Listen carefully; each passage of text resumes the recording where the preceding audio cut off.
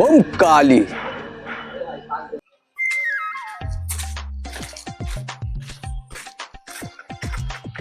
সাধু বাবা, সাধু বাবা, শুনলাম তুমি অন্তর্যামী, তুমি যা বলো তাই হয়।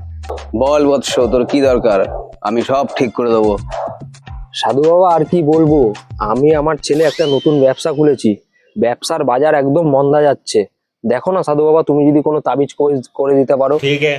আরে আমি আর তাবিজ কি দেবো? আমি যেখানে বসে আছি এটাই হচ্ছে তাবিজের ভান্ডারা। দাঁড়া, ধর এটা, পকেটে রাখবি, ব্যবসা পুরো সেই তুঙ্গে।